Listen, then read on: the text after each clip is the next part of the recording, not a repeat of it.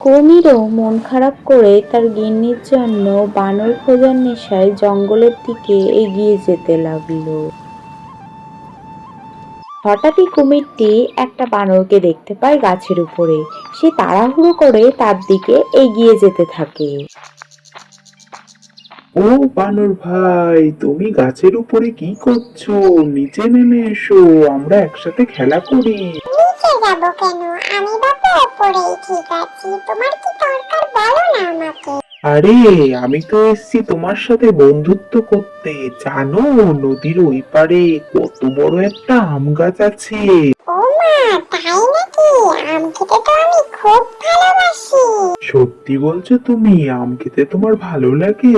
তাহলে তো তোমাকে সেখানে নিয়েই যেতে হবে। যাবে তুমি আমার সাথে? কিন্তু আমি নদীর ওই পারে যাব কি করে? আমি তো আর সাঁতার জানি না তোমার মতো। এ মা, সাঁতার জানতে হবে কেন? আমি আছি কি করতে? ওই যে বললাম না আমি তোমার বন্ধু। কালই তোমাকে নিয়ে যাব এখানে আমার পিঠে বসিয়ে। সত্যি বলছো তুমি? খালি আমাকে নিয়ে যাবে? কি মজা! ঠিক আছে ভাই, আজ তাহলে গেলাম। কাল কিন্তু এই সময় চলে আসবো, তুমি তৈরি থেকো।